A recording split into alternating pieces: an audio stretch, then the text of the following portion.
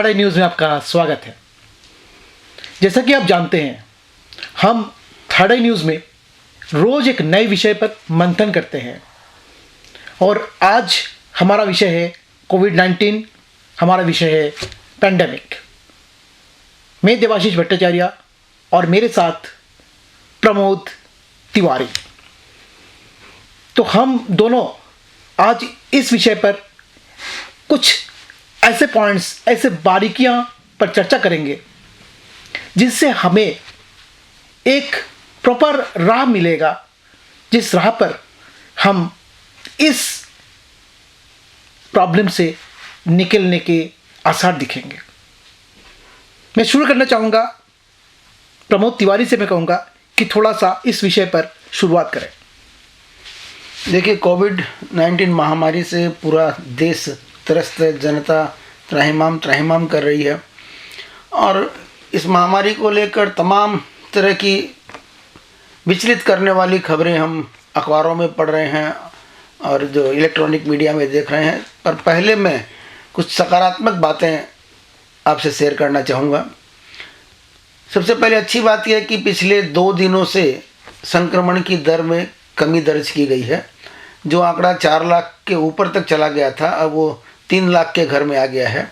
दूसरी बात यह कि रिकवरी रेट जो है वो भी पहले से धीरे धीरे बेहतर होती चली जा रही है।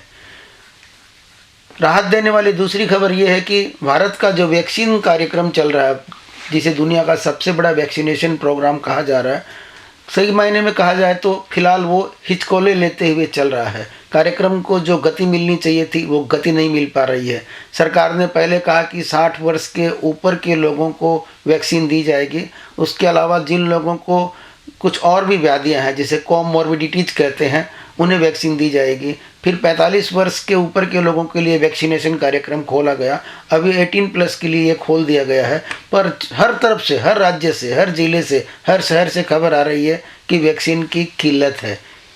इन सब के बीच में राहत की बात यह है कि जुलाई के अंत तक सरकारी आंकड़ों के हिसाब से देश में 13 करोड़ वैक्सीन का निर्माण शुरू हो जाएगा।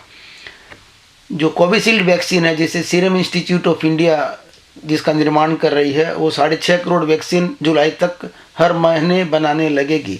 भारत बायोटेक भी 5.5 करोड़ वैक्सीन बनाने लगेगी और जो रूस की वैक्सीन है स्पुतनिक, उसका भी 1 से 1.5 करोड़ के बीच में उत्पादन शुरू हो जाएगा। तो अगर 13-14 करोड़ वैक्सीन अगर हम हर महीने बनाने लगेंगे तो मैं समझता हूँ कि वैक्सीनेशन के कार्यक्रम को गति मिलेगी। इस बीच एक और अच्छी खबर ये आई है कि DRDO और डॉक्टर रेड्डी के द्वारा विकसित 2DG को आपात मंजूरी मिल गई है। ये एक ऐसी दवा है जिसे मुंह के द्वारा लिया जा सकता है। ये इंजेक्शन से पुश करने वाली दवा नहीं है। इसे एक खुराक के रूप में, मुंह से जो हम खुराक लेते हैं उस तरह से इसे लिया जा सकता है। और अभी तक जो भी इसके दो फेज के जो ट्रायल हुए हैं, उनमें यह बात उभर कर आई है कि कोविड के संक्रमण को रोकने में और कोविड से अगर कोई संक्रमित हो जाए तो उसकी इम्यूनिटी बढ़ाने में ये दवा काफ़ी कारगर साबित हो रही है, हो सकती है। अगर ऐसा होता है तो कोविड महामारी के खिलाफ देशव्यापी हमारा जो युद्ध चल रहा है, जो लड़ाई चल रही है, उस लड़ाई में ये दवा काफ़ी सहायक साबित हो सकती है। O2 ऑक्सीजन को लेकर पिछले कई दिनों से काफ़ी दिल दहलाने वाले समाचार मिल रहे थे। ऑक्सीजन की कमी के कारण कई लोगों को, देश के विभिन्न हिस्सों में कई लोगों को अपनी जान गंवानी पड़ी थी। अब धीरे धीरे सही ऑक्सीजन की सप्लाई भी हर जगह नियमित, रेगुलर होने लगी है। विदेशों से भारी मात्रा में मदद आ रही है। और इन सब के बीच में एक और बात जो मुझे राहत देने वाली लगती है कि कल भारत सरकार ने सुप्रीम कोर्ट को साफ शब्दों में कह दिया कि वो विधायिका और कार्यपालिका के ऊपर विश्वास रखें। कोविड की इस महामारी से देश जूझ रहा है। लॉ मेकर्स और एग्जीक्यूटिव दोनों ही अपने स्तर पर, युद्ध स्तर पर लगे हुए हैं कि इस महामारी से देश को निजात दिलाई जाए, देश को इससे उबारा जाए। इसमें अगर जुडिशियल इंटरवेंशन, जुडिशियल इंटरफेयर एक हद से ज़्यादा बढ़ता है तो दोनों ही, जो हमारे लोकतंत्र, जो हमारे संविधान के जो स्तंभ है, लोकतंत्र के जो 2 स्तंभ है, उन स्तंभों को काम करने में समस्या आएगी। हम देश के बारे में थोड़ा सा इसमें ये कहना चाहता हूँ कि मैं रोक के कह रहा हूँ, सॉरी, लेकिन ऐसा है कि जुडिशियरी का अपना बहुत सारा काम है।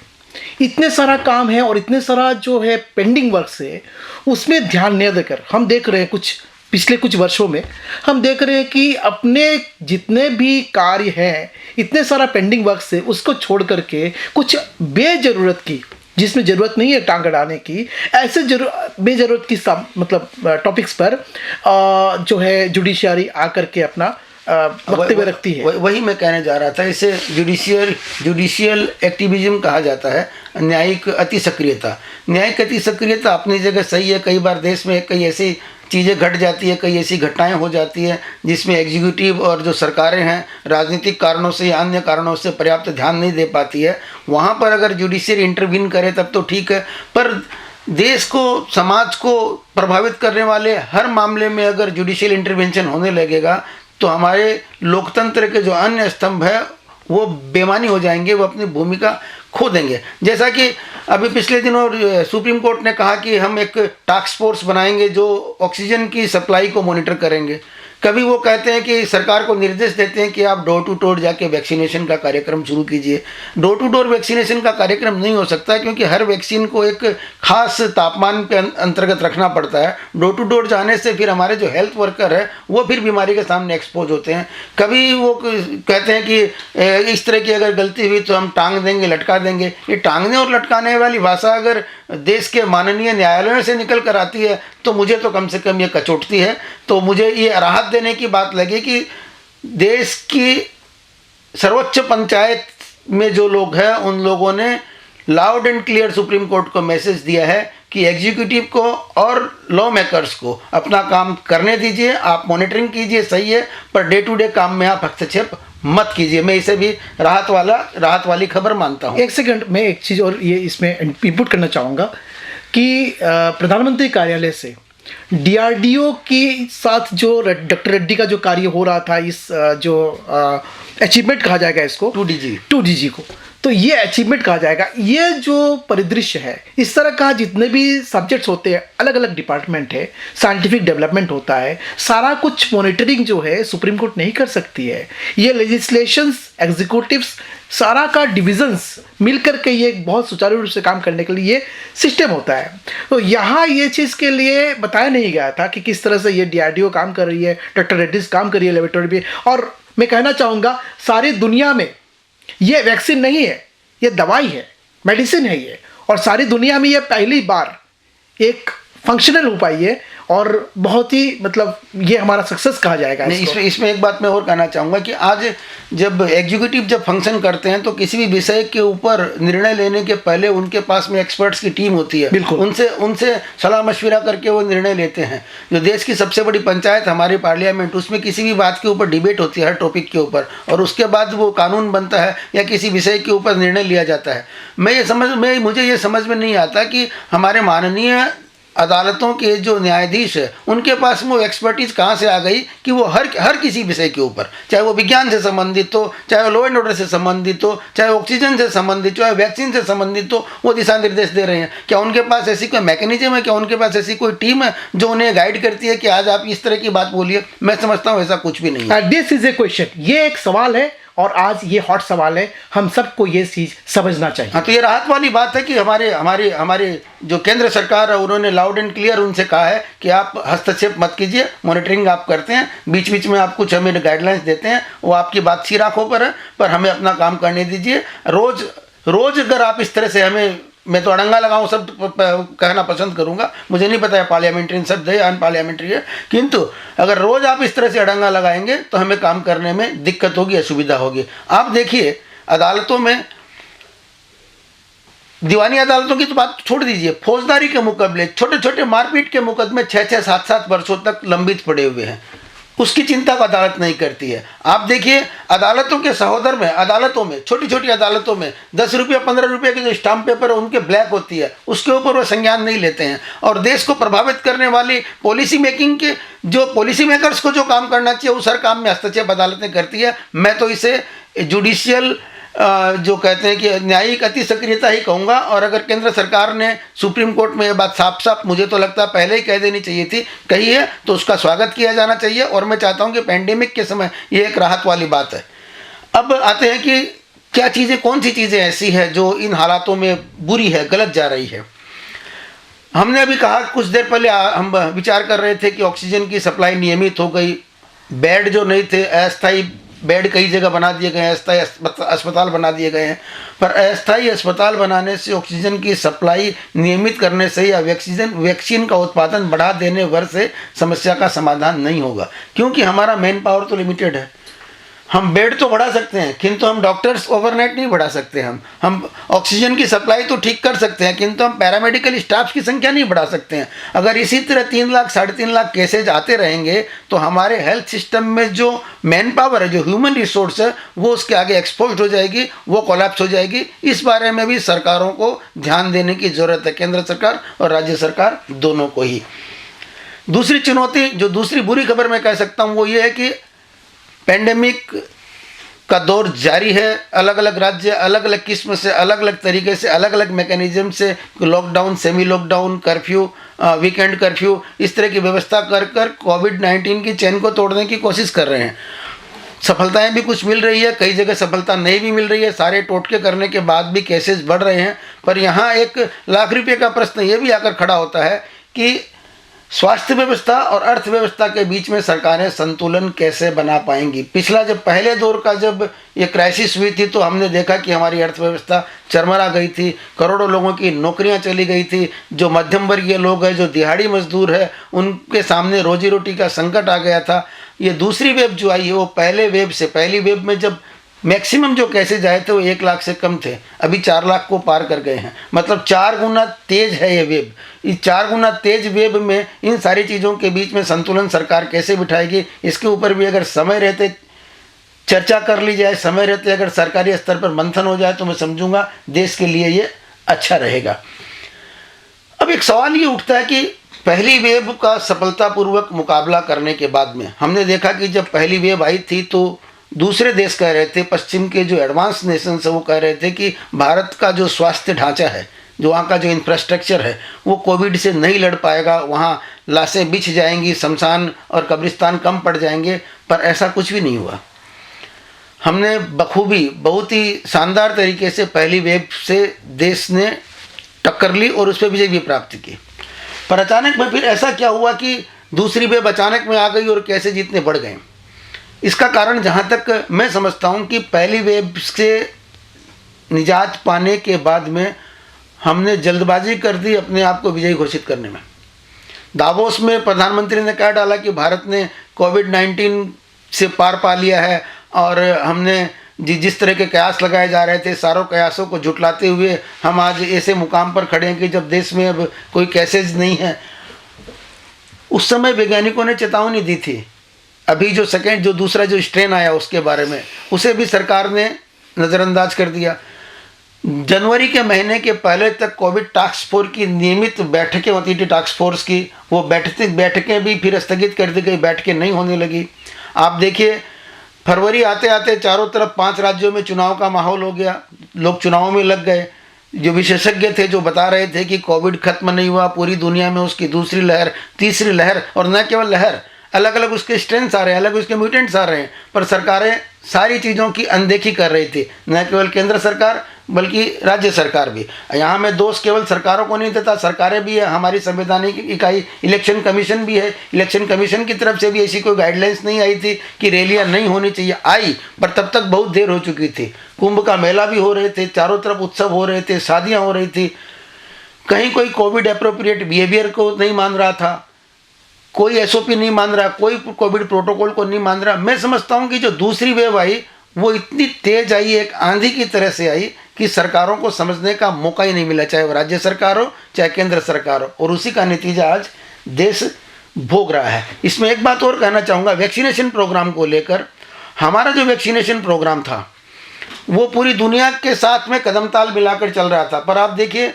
हमारा वैक्सीनेशन ड्राइव जो है वो 16 जनवरी से शुरू हुई, जबकि बाहर के जो विदेश, पश्चिम दुनिया के जो देश है, उन्होंने अक्टूबर नवंबर से ही अपने ऑर्डर प्लेस कर दिए थे। हमने ऑर्डर प्लेस करने में देरी की। सीरम इंस्टीट्यूट ऑफ इंडिया जो वैक्सीन बना रही है, इसकी ऑक्सफोर्ड की और एस्ट्राजेनेका की जो वैक्सीन बना रही है, उसके ऑर्डर इतनी देर से किए गए कि 16 जनवरी से हमारा कार्यक्रम शुरू हुआ वैक्सीनेशन का, और वो कार्यक्रम ठीक से रफ्तार भी नहीं पकड़ पाया। लोग फिर वैक्सीन को लेकर तरह तरह की अफवाहें उड़ाई गई। कोई कहने लगा कि ये सारी वैक्सीन बेकार है, और ये कोविड का ये सारा जो फंडा है उसे लोग कहने लग गए कि ये 5G का ये चल रहा है, क्या कहते हैं इसको, उसका प्रयोग चल रहा है, उसके कारण ये संक्रमण फैल रहा है। नाना तरह की अफवाहें फैलाई जाने लगी। उसके कारण भी शुरू के दौर में लोग वैक्सीन लेने से हिचकिचाने लगे थे।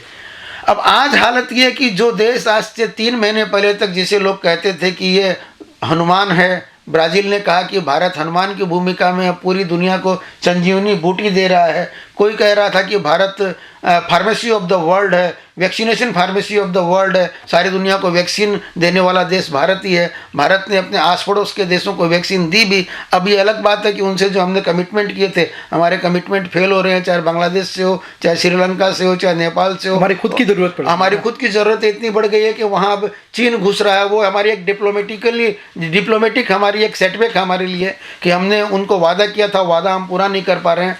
लबोलुआब ये है कि देश में आज स्थिति बहुत गंभीर बनी हुई है। इस स्थिति से उबरने के लिए वैक्सीनेशन का जो कार्यक्रम है, उस कार्यक्रम को गति देनी पड़ेगी। कोविड से लड़ने के लिए जो पहले दौर में हमने जो ट्रेसिंग का जो फॉर्मूला हमने अपनाया था कि लोगों को ट्रेस करना है, ट्रैक करना है और फिर उनका ट्रीटमेंट करना है, ये 3 T को हमें साथ लेकर चलना होगा। लोगों को भी, ये केवल सरकारों का, चाहे वो केंद्र की सरकार हो, चाहे राज्य की सरकार हो, या प्रशासन का ही काम नहीं है, जनता को भी, देश की जनता को भी कोविड एप्रोप्रिएट बिहेवियर अपनाना होगा। सरकारों के द्वारा जो कोविड प्रोटोकॉल समय समय पे दिए जाते हैं, सरकारों के द्वारा जो स्टैंडर्ड ऑपरेटिंग प्रोसीजर जो प्रेस्क्राइब किए जाते हैं, उन्हें मानना होगा। हम देखते हैं शुरू में लोग वैक्सीन लेना नहीं चाहते थे, मास्क पहनना लोगों ने बंद कर दिया, 2 गज की दूरी छोड़ दी। सरकार कह रही थी दवाई भी और ढिलाई भी नहीं। जिसने दवा लेने को लोग तैयार नहीं थे। ढिलाई का स्तर तो ये था कि बाज़ारों में भीड़ उमड़ने लगी थी। अब जब कोविड दूसरी वेव जो आई है, जो काफ़ी तेज़ी से संक्रमित करती है लोगों को, फिर भी आप देखिए बाज़ारों का क्या हाल है। राशन की दुकानों में, फार्मेसियों में लंबी लंबी लाइनें लगी रहती है, जबकि सरकार बार बार कहती है कि अगर लॉकडाउन की नौबत भी आई तो ये प्रोविज़न स्टोर्स है, फार्मेसीज़ है, वे खुली रहेगी, पर लोग समझने के लिए तैयार नहीं है। भारत की जनता को कोविड एप्रोप्रिएट बिहेव अपनाना होगा। हमें 3 T जो मैंने कहा था, उन 3 T को सामने रखकर कोविड की महामारी से लड़ने के लिए यत्न करने होंगे।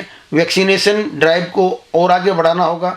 3 हमारे यहाँ है, कोविशील्ड, कोवैक्सीन, स्पुतनिक, और उसके अलावा 2DG आ रही है। विदेशों की और भी बहुत कंपनियां हैं जो भारत में निवेश करना चाहती है। वे चाहती हैं कि भारत में वो वैक्सीन बनवाएं। भारत में मैन पावर सस्ता है, तकनीकी उन्नत है। अगर वो और भी वैक्सीन आएँ तो हम सारे के सारे देश की अधिकांश जनता को हम वैक्सीनेट कर पाएंगे। तभी हम इस लड़ाई से पार पाएंगे, और तभी हम फिर से हनुमान की भूमिका में आ सकेंगे। तभी हम फिर पूरी दुनिया को संजीवनी दे सकेंगे। तभी हम कह सकेंगे कि सर्वे भवन्तु सुखिनः, सर्वे सन्तु निरामया। अभी देखिए एक और बात इसमें मैं थोड़ा जोड़ना चाहूँगा कि अभी देखा जो वैक्सीनेशन प्रोग्राम है उसमें लोग जो है लॉगिन करते हैं और उनको रेड दिखाई देता है, मतलब ग्रीन नहीं मिलता, मतलब वैक्सीन मिलता नहीं है। वैक्सीन के लिए रजिस्ट्रेशन नहीं कर पाते हैं, या रजिस्ट्रेशन करने के बाद में उनको मिलता नहीं है कि कहाँ से ले, कैसे प्रोसेस करें। तो मैं इसमें 2 चीज़ इंफॉर्मेशन देना चाहूँगा। पहला चीज़ है कि आप सबको पता होगा कि कैसे रजिस्ट्रेशन किया जाए। cowin.gov.in, इसमें जा कर के सब लोग रजिस्ट्रेशन करते हैं, और वहाँ जा कर के आपको चॉइस करना है अपना डिस्ट्रिक्ट, अपना स्टेट और अपना डिस्ट्रिक्ट, और वहाँ जा कर के जैसे डिस्ट्रिक्ट आपने चॉइस किया, सर्च किया, तो आपको दिख जाएगा जितने भी नंबर ऑफ़ लोकेशंस से, इस लोकेशंस में आपका अगर वो रेड है तो आपको नहीं मिलेगा, ग्रीन है तो आपको वहाँ क्लिक करना है और वहाँ से आपको बुकिंग करना है अपना स्लॉट। लेकिन आप देखते हैं हमेशा रेड। तो मैं स्पेशली सिटीज़ के लिए मैं कहूँगा कि जैसे हमारा सिटी है यहाँ गुवाहाटी। सो गुवाहाटी जैसे मेट्रोपॉलिटन, कामरूप मेट्रोपॉलिटन में आप चेक करते हैं, आपको नहीं मिलता है, 4 दिन 5 दिन हो गए नहीं मिलता है। आप छोटा सा एक जोखिम उठाना पड़ेगा, एक कोशिश करना पड़ेगा आपको। आप कामरूप रूरल में चेक कीजिए, आप देखेंगे कि ग्रीन ही ग्रीन है। रूरल में इतने ज़्यादा बुकिंग्स नहीं होते हैं। तो ग्रीन मिल जाएगा आपको। अब देखिए उसमें से जो सामने है, मतलब जो गुवाहाटी से नज़दीक है, वो आप ले लीजिए, ज़्यादा दूर का मत लीजिए। जाके आप आए, आप 2 बजे 3 बजे तक ऐसा लीजिए, तो आप कर पाएंगे अपना वैक्सीनेशन। तो ये आपको बता रहा हूँ, फिर से बताओ, गुवाहाटी के लिए कामरूप मेट्रोपॉलिटन की जगह कामरूप रूरल चेक कीजिए, वहाँ आपको ग्रीन मिल जाएंगे। ग्रीन मिलते ही आप क्लिक कीजिए, बहुत सारा लोकेशन से आप लोकेशन चॉइस कर सकते हैं वहाँ पे, और फिर आप वहाँ जा कर के अपना वैक्सीनेशन कर सकते हैं। तो आज के लिए इतना ही, और अगर आपको हमारा मंथन अच्छा लगे तो देखते रहिए थर्ड आई न्यूज़ का ये परिक्रमा, जिसका नाम है दृष्टिकोण। धन्यवाद।